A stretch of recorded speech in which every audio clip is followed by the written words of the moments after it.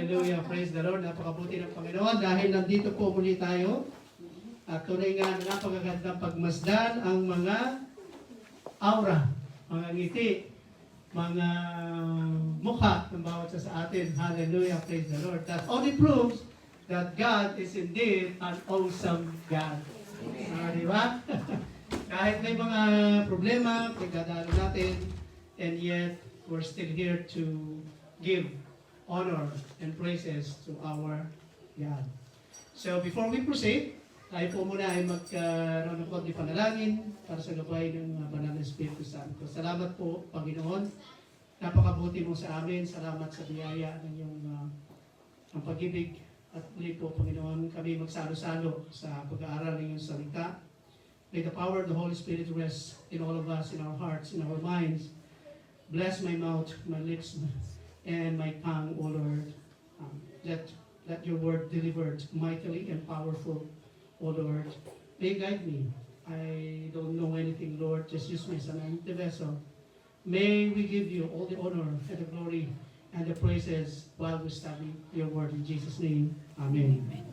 Okay, so as we continue with our studies, nandito pa rin tayo sa life beyond the physical. Ayan. So hindi po lahat ng bagay sa mundo ito bilang isang mananampalataya, ang ating set of minds will only be based on both, either beyond the physical or from the physical needs, dahil yan naman talaga ang ginagawa natin. Kaya tayo nagtatrabaho araw-araw para meron tayong makain, meron tayong pangbayad sa lahat ng mga obligasyon natin.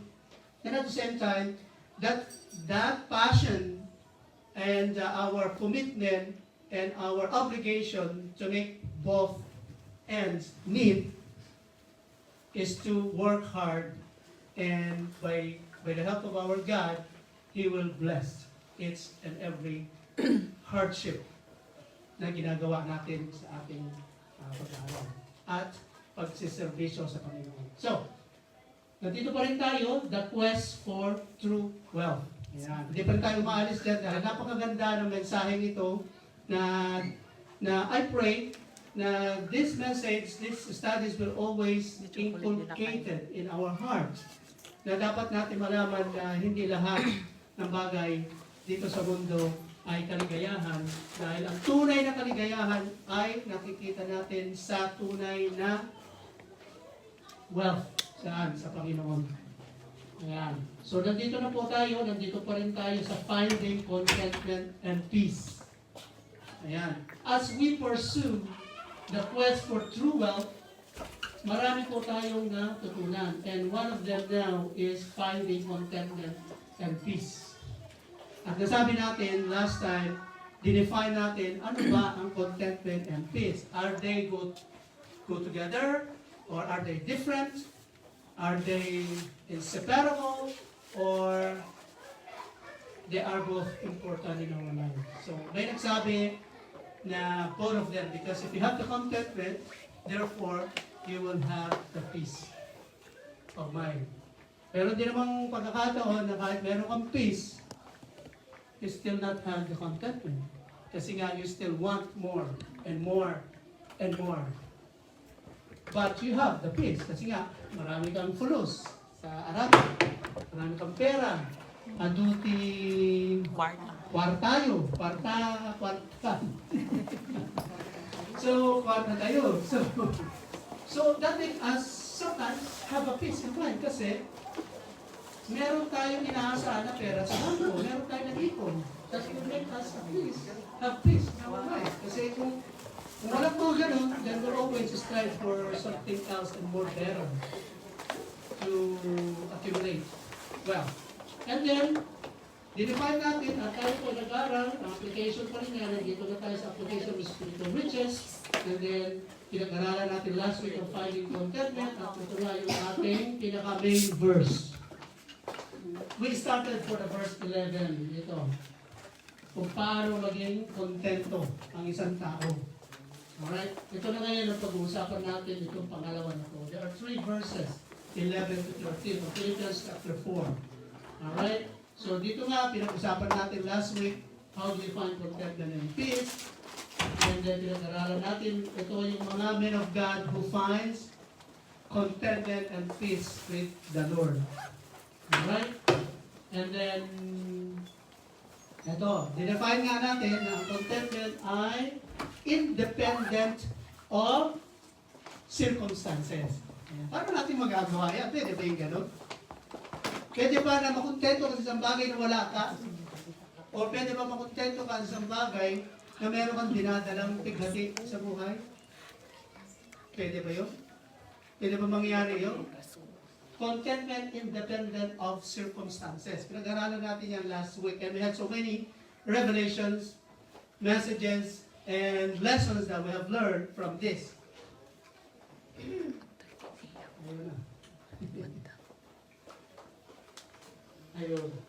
So, ito yung tanong natin last week. How can we cultivate a oneself contentment in our daily lives regardless of our circumstances? So, paano daw natin magkaroon ng mindset na magkaroon tayo ng contentment sa ating pang-araw-araw na pamumuhay na kahit meron tayong dinadalang mga problema sa buhay.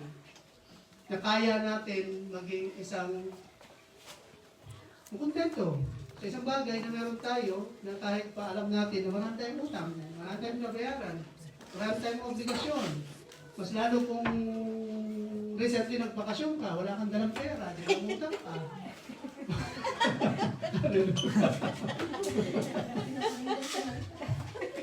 That's the beauty of being a Christian pastor. Kahit we have problems, ano yan, makikerry natin. Tama. So, I mean, because we know that the Lord is our strength, we know that the Lord is our provider, then, yun na nga, ang nagkakaroon tayo ng contentment doon na bahala ng Panginoon doon. Pero nung hindi tayo nagkaroon ng pag-asa sa Panginoon, ang lagi natin naririnig sa mga unbeliever, bahala na si Batman. Bahala na si Batman. So I don't know how and where they want to refer it, but it looks like isang analogy lang yun, na yung Batman yun na sinasabi nila, maybe they're referring to God. Because simply they don't have the Lord in their hearts. So, doon na lang nila siguro nire-refer yung mga bagay na bahala na ang ano man ang mangyari. So, gano'n. And then, dadako na po tayo dito sa verse 12. Experiencing abundance and need. O yan, napakaganda naman dito. Kanina, paano natin ma-experience yung contentment outside of circumstances? Now, the next one, sa verse 12, experiencing abundance and need. Alright. Now, ang question natin ngayon is, how can we experience abundance and need? By way of spending more, by way of buying more, by way of extravagant more, by way of whatever. By way of overtime. Tama naman yun. Well, praise the Lord. Kasi maraming overtime. So that is one of the abundance. Diba? So how can we experience the abundance and need? So sabi dito, I know both how to be abased and I know how to abound. Sabi ni Paul. Everywhere, in all things, I am instructed both to be full and to be hungry, both to abound and to suffer need. Kung nandito kayo last week, pinaliwanag ni Pastor Danny ang buong konteksto niyan kung bakit natutuwa, nagagalak si Paul dahil nga ang Philippians Church ay tumutulong sa kanya. Meron, hindi naman meron. Laging meron, pero maliit, malaki, ay nakukontento siya doon sa tinutulong ng Philippian Church sa kanya. At dahil nga, mas lalo pa siya natutuwa dahil yung commitment ng taga-Philippian Church na binibigay sa kanya ay ginagawa nila yon dahil mahal nila ang Panginoon. So, hindi kawalan sa kanila yun, kundi ang sabi ni Paul ay yun ay magiging abound. Abound natin yun. Hindi yung kawalan natin ang pagbibigay, kundi yan ay isa sa mga abounding blessing natin. So, Dito, pagbulay-bulayan natin ang ibig sabihin nun. Una, understanding contentment in all circumstances. Ano yung key phrase natin dyan? I know both how to be abased and I know how to abound. Dito, sinabi ng Apostle Paul, he speak his personal experience of living in varying circumstances. Nakaranas siya ng iba't ibang klase ng pamumuhay. Dito, yung sinasabi niyang abase means to live humbly or in a low state. While to abound means to live in prosperity. So naranasan niya na kung wala, okay lang. Wala eh. Hindi dapat makontento ka doon. Kung anong meron, dapat makontento ka. Dapat maging masaya ka dahil yan lang ang meron. So naranasan din niya na abound. Marami. So, in the same way, naranasan natin yan. In one way or another in our lives, nagkaroon tayo ng instances of our lives na nung wala tayo, ay sinasabi na natin sa Panginoon, well, praise the Lord. Kasi ito yung meron kami, I know, I trust you, that you will definitely, in the future, ikaw magpo-provide yan. And it does. And it did. Marami tayong naranasan na ganun. Diba? O sino sa ating ngayon, taas ang kamay, nakaranas ng ganun. Nang hindi mo akalain, bigla may dumating ng mga pagpapala na hindi mo naman hiningi sa Panginoon. Bigla na lang na dumating. Talaga naman ang bigay sa iyo ng na masasabi mo na praise the Lord. Di ba? Mga bagay na nagbigay sa atin ng na hindi natin na-expect, pero nung dumating sa atin, kagaya ng mga sister na lang na galing sa Pilipinas. Di ba? Kung diba siya nung pumunta rito. Di ba? Nung nag-testify sa dito, talaga namang hindi niya mapigilan maluha-luha dahil ganun katindi ang Panginoon kung paano tinulungan sila, di ba, para ma-process ang kanyang papel. At syempre, yung better half, si Sister Rhoda, na dito na rin for a holiday. So, lahat ng mga bagay na yan ay nagbigay sa atin ng fulfillment, joy, na masasabi natin na ito yung about. So dito, Paul has experienced both ends at the spectrum and has learned to be content in either situation. Dito sa sinasabi niya yan. So ano yung ating reference verses? Diyan, 2 Corinthians chapter 11 verse 27. Kung pwede ba i-flash me yan, sis, thank you. Sabi niya dyan, in weariness and painfulness, in watching often, in hunger, and in thirst, in fasting often, in cold and nakedness. 2 Corinthians chapter 11 verse 27.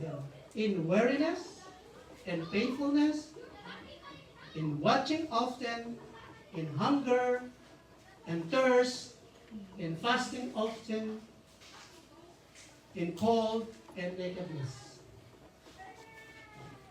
Ito yung version ng HCSB. So dito, makikita natin, in one way or another, nagbibigay ang scripture sa atin to reflect our very own experiences. Kaya nga, ang pinag-uusapan natin yung application of the quest of the spiritual riches. So, ina-apply na natin sa sarili natin na kapag tayo naka-accumulate o nakagawa o nakakuha ng mga blessings na yan, ano yung dapat natin gawin? Diba? So dito, this verse emphasizes Paul's hardship, illustrating what it means to be abased. Kung saan ka nawalan, saan ka, yung bagay na parang dawating ka na sa point na yung PC mo either natanggal na, lumiit na, o talagang nandun ka na sa rorok na parang gusto mo nang bumitaw. Kasi parang wala ng katapusan, wala ng pag-asa, wala ng paraan. So dito, sabi ni Paul, in weariness and painfulness. in watching often, in hunger and thirst. So naranasan natin yan. Na minsan, kailangan natin mag-balance ng budget. Kasi nga, siyempre, kung kulang, i-balance mo.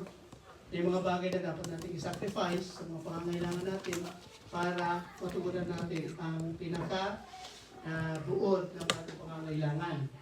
Diba? So dito, na kahit tayo ay dumating sa punto na naranasan natin sa mga panahon ng ating buhay, na tayo ay in-skip na lang muna natin ang merienda, in-skip natin ang isang meal dahil wala yun lang ang meron tayo. Now that you are here in Canada, now that we experience blessing, ano na ngayon yung ating nararamdaman ngayon? Di ba? Sarap-sarap. Yung dollars ang pinupulsa mo at yun ang ginagastos mo. Binibili mo na yung gusto mo. Nagagawa mo na yung dapat gawin. Kaya lang minsan, sa sobrang sarap na mag-spend, pag dumating na yung monthly bills, hala! Abay tasjay! Apo!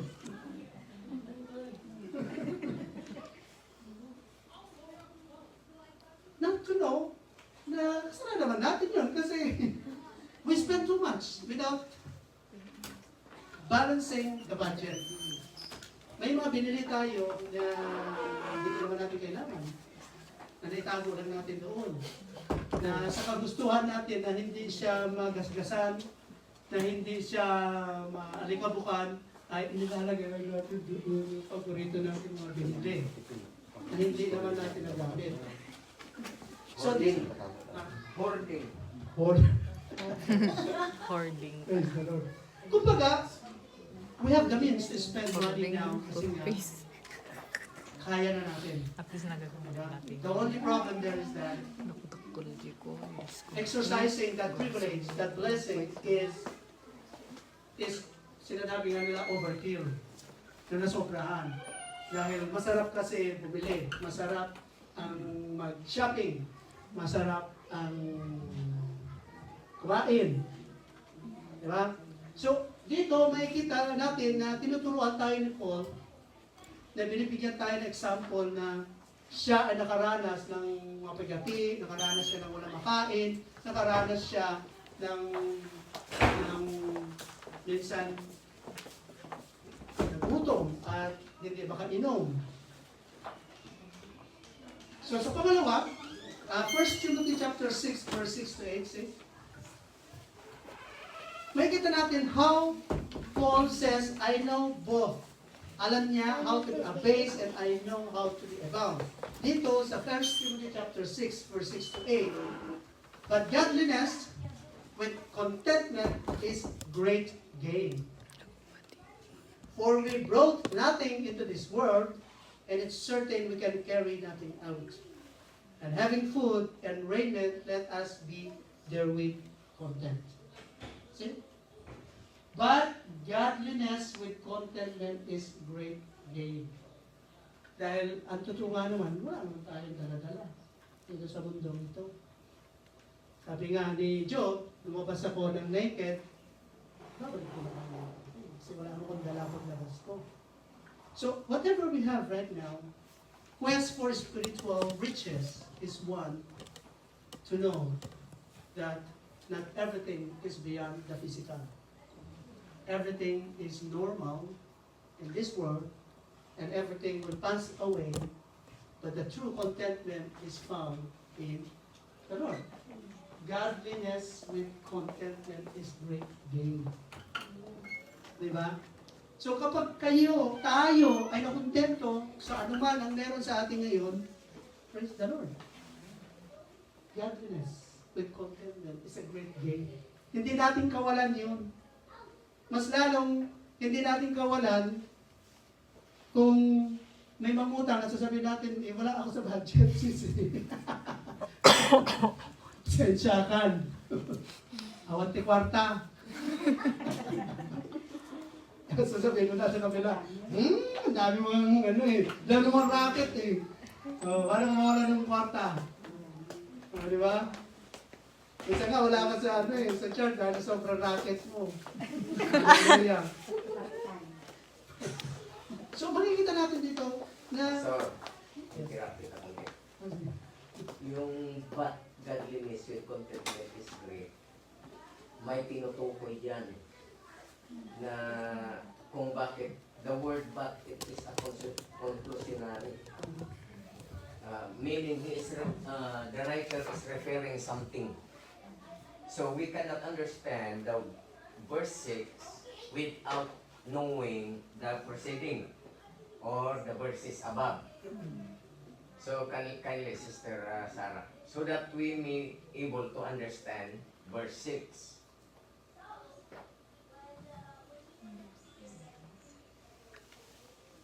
From verse 3 to 5, that is the context of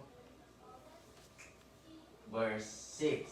It says, if any man teaches otherwise, and consent not wholesome. So, yung teach otherwise, that in King James and in NIV, that is false doctrine or false teaching. Equivalent to true wholesome words. Even the words of our Lord Jesus Christ unto the doctrine which is according to godliness. So that is in between the teaching of false teacher and the teaching of Jesus Christ. And in 4, verse 4, he is poor, knowing nothing. He is proud, knowing nothing. Ibig sabihin, may mga tao na nagtuturo, and in the way of their teaching, they are very much proud. Sila ay mapagmalaki. Pero sa katotohanan, they know nothing about the Word of God. Bakit? Ang sabi niya, but doubting about questions and stripes of words. The result of knowing nothing. Hindi nila alam talaga kung ano yung tinuturo nila. Wherefore cometh in be, doon na nagkaroon ng masamang ano ba yun? Masamang espiritu sa kaloob-looban nila. Magkaroon na ngayon ng inbay. Ano ba yung inbay sa? Inggit. Apal Ilocano, iti Tagalog kat? Inggit. Inggit. Sa Bisaya? So, yun na, sis. Stripe. Kapag nagkaroon na ng inggit, magkaroon na ng stripe, yung sugat sa loob. And railings. Kantanabutog, even surmisings, perverse disputings of men of corrupt minds, and destitute of the truth. They are twisting the truth. Supposing that gain is godliness, from such withdraw thyself. Instead of teaching what is godly, they are teaching about worldly things. They are justifying something using the word of God. So, ang sabi ni Pablo sa verse 6 ngayon, but, because he's referring to this verses. Kita nyo, but godliness with contentment is a great gain. Ibig sabihin, mas higit pa na, ano ba yung gain?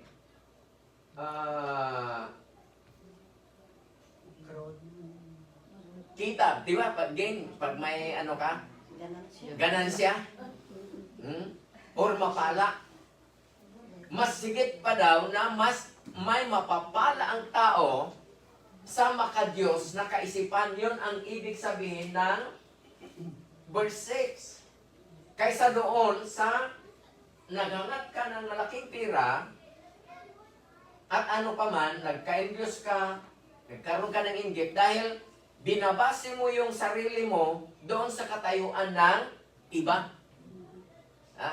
Iso nga, no, na nagsakit yung Pilipinas, ibagada nga pinagamudan, inapalan na ka no. Kayo, ano pa niya nga gapsok kung apalan ka, kung nadamag. Nya, bari-bari, kumadre. Awan lakat, ang sao na ginamudan nga puti apal. Isur dia imbing nga bagbaganan ta. Ngam paiso ko madya gamod. Natay ko maaminan nga politician nga nakayat ni mabak. Apay, ay kamagbayad ang klangan na, bis nga gana ng tributos. Pagamudak lang na kan kahulyo. Di ba? Isa nga, dayjay iti rason no apay nga kuna ni Pablo, but godliness with contentment is a great gain. Kadakkelan nga gunguna iti may nga tao. No ada contentment tayo. Ngamadan tayo tuntunong maramdaman ito ba? Hallelujah. O, diba? Ganda ng paliwanag ni Pastor. So, this idea reinforce being content with basic necessities. Whether meron o marami. Okay, so now let's proceed. Puntahan natin yung isa pang pagbulay-bulay niya. Dito sa number 2,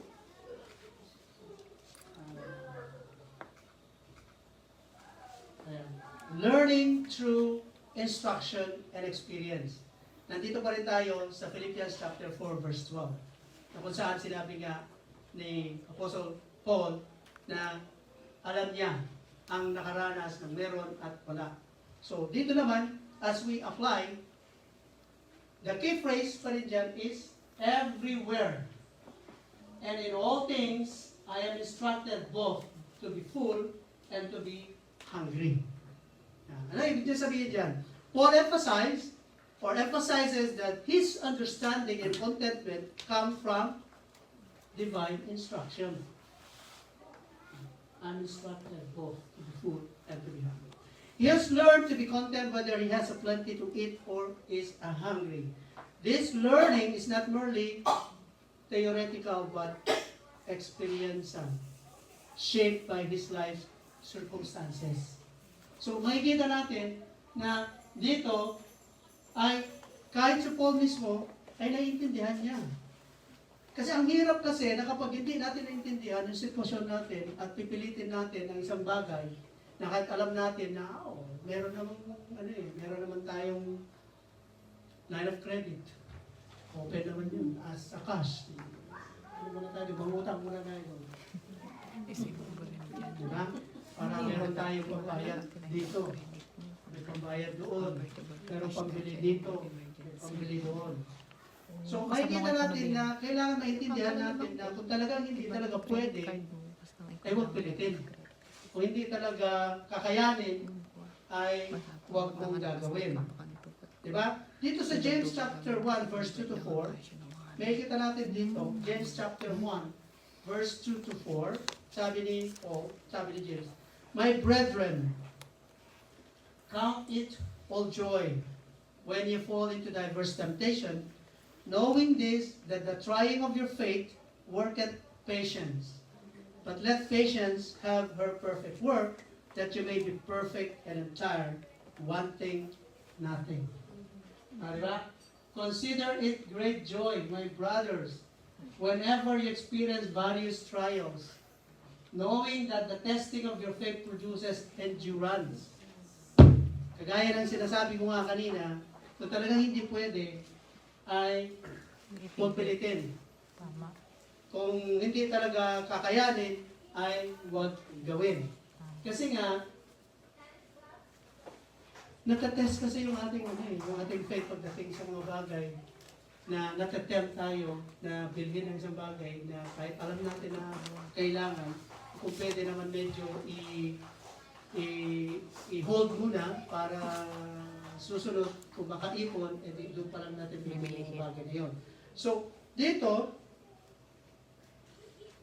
these verses highlight how trials and varied experiences build spiritual maturity and definitely contentment.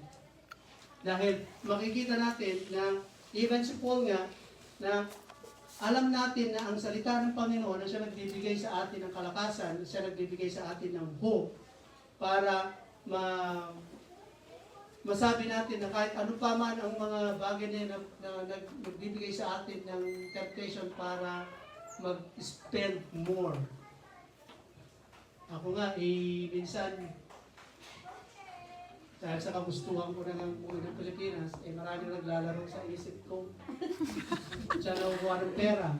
Siya nakukuha pang bayad ng gagastusin, ng ticket. So yung mga bagay na magbibigay sa atin ng temptation, knowing that saan nakasalalay yung ating trust and faith to the Lord. Na kung pipilitin natin ngayon, kung wala naman talaga, edi we will end it up, magpapile up ulit ang mga bayarin. Diba? So, sabi nga dyan is count all joy kung wala pa. Kailangan kontento kasi wala pa. Darating din ang panahon na magawa natin yung mga bagay na yan na kung saan ay minsan may mga instances siguro na natatempt tayo na bumili na ng bahay. Kung meron man dito sa atin ang nangangarap na magkaroon ng bahay. And then makikita natin na kulang pa yung funds natin for down payment. And then sabi nga ni Paul na ang divine instruction na yan na everywhere and in all things I am instructed both to be full and to be hungry.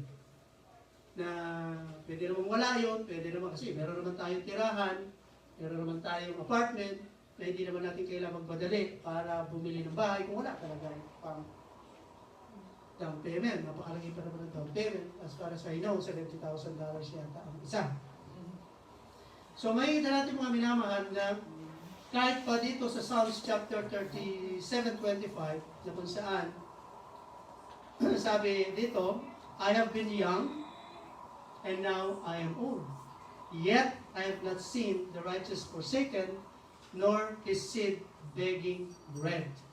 Isa ito sa mga versikulo na kung saan learning through instruction and experience, napakarami na experience natin mga minamahal kung saan sabi nga, experience is the best learning or teacher para makapagbigay sa atin ng tamang direction, tamang decision sa buhay.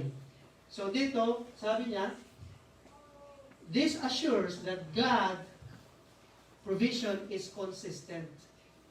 Diba? Reinforcing trust in God's sustenance in all circumstances. Kahit nung bata pa tayo ngayon, dito na tayo sa ating golden years, yet I have not seen righteous forsaken. Pinabayaan ba tayo ng Panginoon? Wala naman, siguro. I don't think so. Pero bang instansya naman sabi natin na pinagkaitan tayo ng Panginoon? In one way or another, maybe. Pero dahil nga ang Panginoon ay nagbibigay sa atin ng kanyang mga salita na hindi. No one. The righteous forsaken, nor his seed begging bread. So, nasa atin ang problema kung talagang wala talaga, kung bakit minsan hindi natin makuha yung gusto natin, or minsan hindi talaga tayo kontento sa mga bagay-bagay, nasa atin na ang rason kung bakit hanggang ngayon ay tinuturing pa rin natin na tayo ay poor. Sabi ng pastor na hindi sa dininiwala na ang Kristiyano ay hindi o walang. Never. I will never believe that a Christian ought to be poor. A true Christian. Agree pa tayo doon? Amen. Amen daw. Yes, that's my stand, brothers and sisters. Yeah. Kung ibang pastor ay they will accept that they are poor. For me, no way. No way, because the Bible is very clear. But my God shall supply all your needs Amen. according to His riches And His glory. and His glory. And one thing more, this verse, the context of that, or the blessings of that is in 26. Ilagay nyo. Ilagay nyo sa isipan nyo yan. Dahil experience ko na yan. I have been young and now I am old. Wala na akong buhok. I never seen a righteous forsaken or begging bread. Ha? Never akong nagpalama. Usang dumarating yung blessing. Amen. Oh, hindi sa pagmamalaki. There was a time, nasabi ko na ito noon, na there was a time na mag-examine na ni John Mark. Saan na si John Mark? Dala daw. Examine niya, dalawa silang nursing Imagine dalawang nursing. Nasa Lorma yung isa, nasa Limso yung isa. First year and second year, nursing student. Totoo. Kung nag-aral kayo ng nursing, alam nyo na kung gaano kalaki ang gastusin. That day, Sunday, I have no 13,000. I'm praying, I'm the preacher. I'm praying in my heart and deep in my heart that God will provide. Because on Wednesday, it will be a final exam in Lorma. And I need 13,000. Unknowingly, God is working. After the service, tinawag ako ng isang lingkod ng Diyos. Anong sabi niya? The Lord spoke to me that you need money. Oh, sure! Diba? Sure ka mo! Alam niyo kung ilang magkano binigay? 13,000 yung kailangan ko. Ang binigay niya, 15,000. Free! Oh. So, that is how God works in our lives when we fully trust God. Amen? Amen. Oh. Mayroon din akong binayaran na tuition ng anak ko rin. Nandito si Pong, alam niya yan. Kung gaano siya kaluko noon. Noon na. Papa, magbayad ka na ng tuition. Binayaran ko doon sa Lorma. Diba, nakwento ko na yan. Nagbayad ako. Hindi ako makalis-alis sa Lorma. Bumalik ako sa registrar. Let me know the status of my son. Kunaan na di pa. Binayaran ko pa naman. Ha? Sir, what happened to your son? Hamsam sumrakan. Kung ano ba? Amin mo drop, sir. Naduduwa mo tinay pasana niya ito. Pilipino mo lang kung BE. So, all things work together for God, you know? All things work together for God. Na, no, dati na yung bag, adamot iti, mali. Ngam, tikon natin ako, verse 26. You see? He is always generous. He is referring to the people of God. Iso nga no, titao kat imot haan nga anak ni Apo Diyos.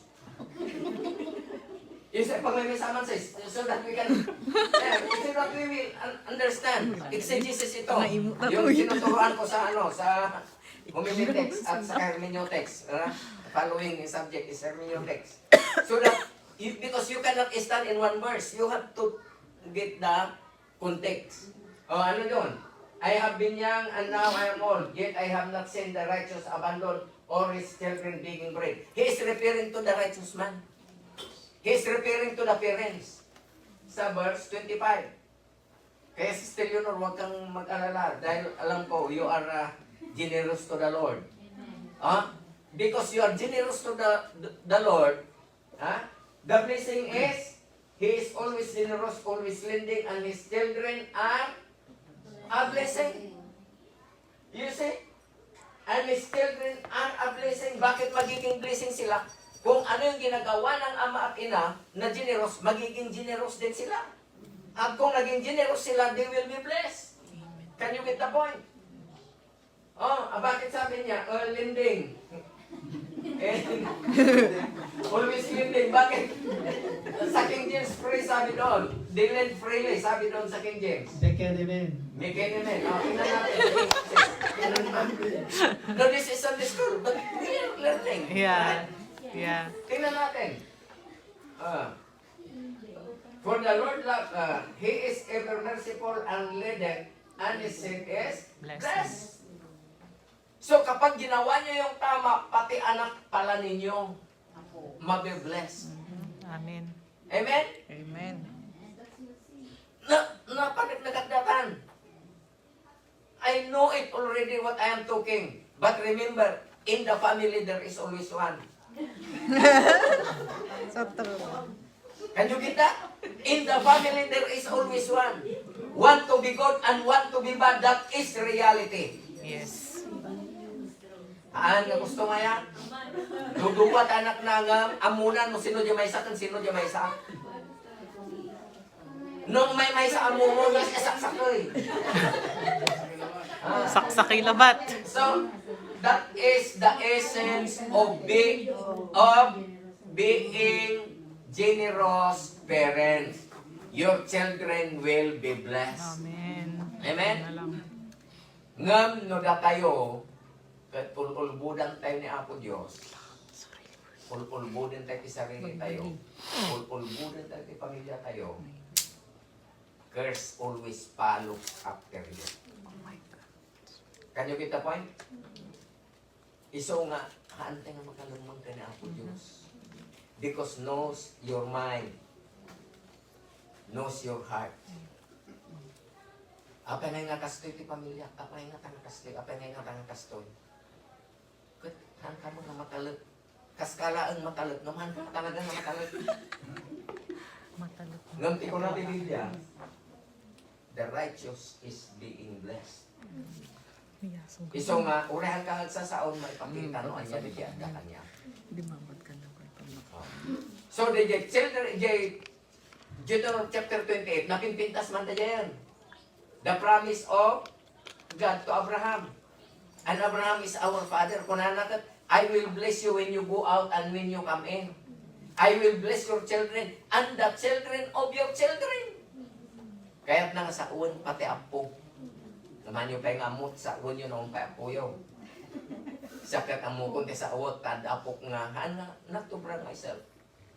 Di putot ni pong hanay malakan niya ng baglangan. Nalaing. Kahit nasawan, ang dati utag na ka.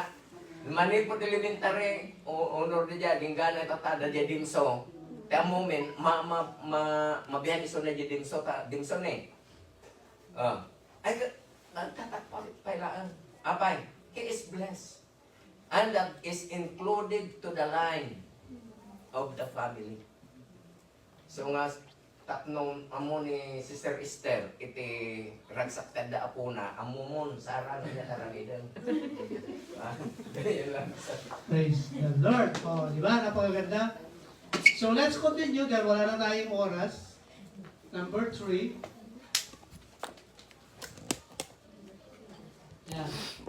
Doon pa rin tayo sa verse 12. Yan. Sabi niya dyan, both to be about and to suffer need. Dito makikita natin na Paul concludes by affirming that he has learned to navigate both abundance and need. This balance showcases his spiritual maturity and reliance in God's provision rather than material circumstances. Dito sa tagpong ito. Na kinukonclude ni Paul na kung paano niya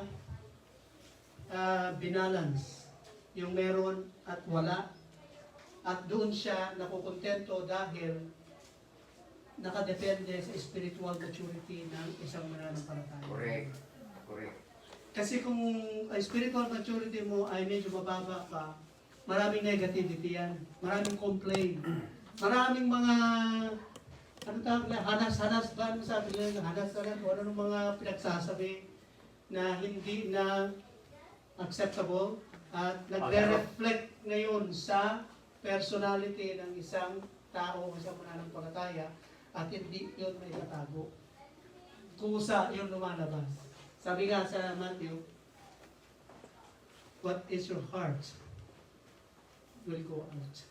Ano man ang nasa puso mo, yun din ang lalabas. Sa Kaya nga sinasalamin tayo sa pamamagitan ng laman ng ating puso. Kung masama ang laman ng puso natin, kung saan lalabas yan. Diba sabi nga sa Pariseo, hindi ang kinakain na natin ang masama, ang marumi, kundi ang lumalabas sa atin, ang marumi. Diba? So dito, May nakakatuwa pa ngayon. Kung ano yung nasa puso, yung sinasabi, lumalabas sa FB. Hallelujah. Di ba? Ano yun? Kasi ang FB kasi ang Hindi isang ma-recruit na. platform kung Nakita saan yung FB. pinupost Pinupost. ang ating personal preferences. Kasi nga, gusto natin malaman ng ating mga listener, mga kaibigan, na ito yung gusto nating iparating. No? Merong nagsasayaw, merong nagla-live, merong nagre-reels, kung ano-ano ang mga sinishare. Di ba? Kasama ako doon. So dito, may kita natin Proverbs chapter 30, verse 8 na natin to conclude the discussion. Makikita natin na si Paul concludes niya by affirming that he has learned to navigate both abundance and need.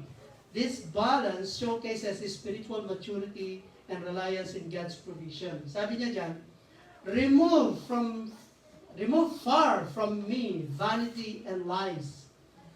Give me neither poverty nor riches. Feed me with food convenient for me, lest I will be full and deny thee, and say, Who is the Lord? Or lest I be poor and steal, and take the name of my God in vain. Na-take up na natin yan, pinaliwanag ni Pastor Rian, I believe. Di ba, Pastor? So yung Pastor, yung verse 8, napaka-importante yung words. Remove from me vanity and lies. Bago pa yung material thing, words pang inuna. Verse 8. Give me poverty nor riches, feed me with food convenient for me. Di ba sabi niya? Give neither poverty nor wealth. Sabi niya rito, this verse express a desire for balance and reliance on God rather than on extremes of wealthy or poverty. Na kung saan, bigyan mo ako ng pagkain, Lord, kasi kung hindi, baka makalimutan kita. Diba? Baka ma-deny kita. O, sino ba ang nagbibigay, sabi ng, sino bang Panginoon? Kung ako naman ay maging isang very poor at wala akong pagpapala, wala akong hindi mong pagpapalain o hindi ko i-bless ang aking mga gawa, baka magnakaw ako. Baka kung anong gagawin. So it is a balance. Sabi nga rin po, both to be abound and to suffer need. May balance yung dalawang yun. Na kapag dumating tayo sa suffer need, ay kailangan matuto tayo makontento kung ano man yun. Huwag natin pilitin ang isang bagay na hindi talaga pwede.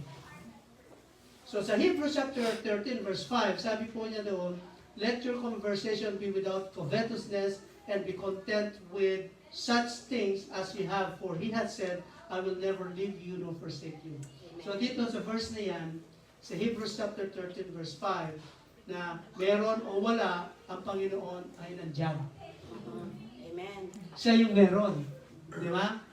Lagi siyang meron. Lagi siyang nandyan sa atin dahil alam niya ang ating pangangailangan at hindi niya talaga tayo iiwan o pababayaan sa lahat ng mga pangangailangan natin. Kaya nga, dito, makasasabi natin sa verse 12, it is one of the profound spiritual maturity. Let's talk about maturity. Hindi ito isang bagay na para maintindihan natin itong versikulong ito, ay ito yung parang bara-bara lang. Hindi. It is a spiritual maturity and reliance on God, kung saan ang isang mananampalataya ay ang kanyang hope, ang kanyang trust ay hindi sa pera, hindi sa kanyang circumstances, hindi kay commander, hindi kay pastor, hindi kung kani-kanino, kundi sa Panginoon lang. Dapat ang ating concentration o kung nasaan ang ating pag-alala. Tama po, Pastor. Very true. Tingnan niyo yung grammar. Sabi niya, your life should be free from the love of money. Bakit? Lahat naman tayo kailangan natin ng pera. Sabi, be satisfied with what you have, for himself has said. Bakit tayo iiwas doon? Bilang Kristiyano, sabi ni Pastor, doon sa maturity ng isang Kristiyano, dahil doon sa pangako ng Diyos. Ano ba yung pangako ng Diyos? I will never leave you or forsake you. Kailan ba yan na ipangako? That promise is in Deuteronomy chapter 28. Nandoon yan. Inulit lang ni Pablo. Kaya saan man tayo mapadpad, sa Saudi, Singapore, Canada, saan man tayo mapunta, kung nasa atin yung promise ng Diyos na He will never leave or forsake us, He will sustain us. He will persevere us. And He will meet all our needs. Okay? O, sige, Pastor. Tanong Pastor, para naman mas gumanda pa. Hallelujah.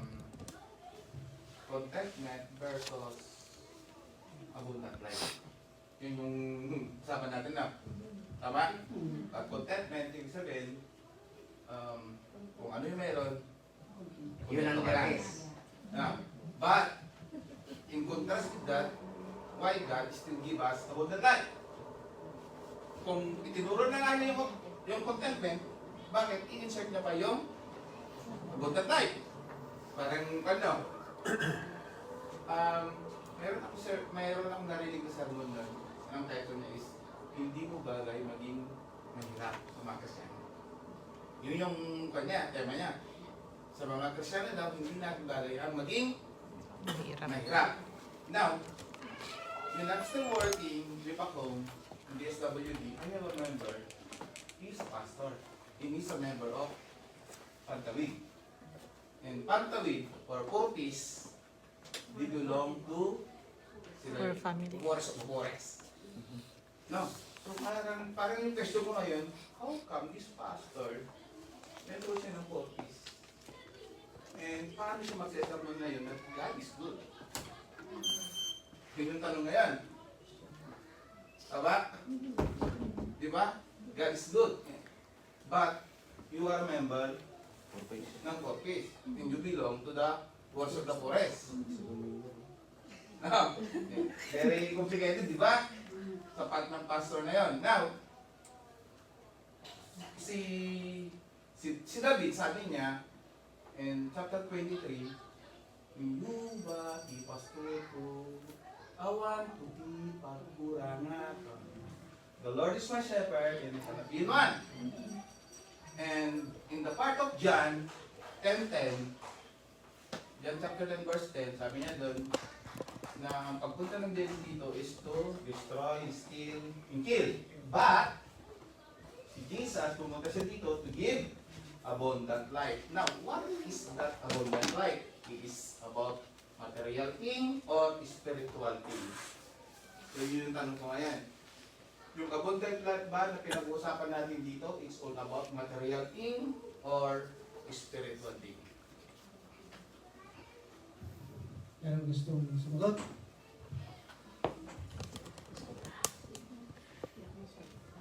Ang ating pinag-uusapan ay the quest for spiritual wealth. So, ang konteksto ng ating pinag-uusapan ay puro spiritual. Tapos na tayo doon sa mga physical na pinag-uusapan natin before. And now we are on applying those principles on how to have or to be or to learn about the abundance, the contentment, and etc. So, yung tanong ni Pastor na yung abundant life ba yan ay spiritual or material? Okay. So, wala na tayong ganong oras. We can go back later on para pag-usapan natin yan. I-hold muna natin yan, kapatid. So, itutuloy ko lang yung kasi di pa rin tayo tapos dito. Can you go back? Ayan. So, dito, sa verse 4, chapter 4, verse 12, nandiyan pa rin tayo, na Philippians chapter 4, verse 12, ayan. It's one of the profound spiritual maturity and reliance on God. By understanding and embracing this teaching, the congregation can learn to find true contentment and peace in every circumstances, trusting in God's constant provision and presence. This lesson not only uplifts us, but also equips us to face life's challenges with steadfast and joyful heart. So ito yung tanong. kasama doon sa tanong ni Pastor din, sasagutin natin pagbalik natin. How can we prepare ourselves spiritually to face seasons of abundance and seasons of need? Paano natin ma-prepare ang ating sarili spiritually? To face the seasons of abundance and season of... Siguro sa abundance, napakasaya. Definitely. Wala nang question dyan kasi marami eh. So gawin na lang natin how to spend, how to enjoy, and how to make merry, and whatever under the sun. Ito ang pinakamaganda, the seasons of need. Paano natin mag-prepare? Sasagutin natin yan next week. At kung meron pang tanong pa, palitagdag natin para yan ay Dagdag ko na rin, Pastor. Dagdag ko rin doon sa tanong ko kanina. Kung ang sagot doon is material thing. Now, yung pangalawang tanong, what is the reason why God wants us abundant life? At gusto niya na magkaroon tayo ng abundant life. Sagutin din natin yung gusto. Okay. Para magbasa din kayo, hindi lang kami nagbabasa. Basahin nyo yung Deuteronomy chapter 28 dahil dyan nanggaling lahat yung mga nasa New Testament. Deuteronomy chapter 28 verses 1 to 14.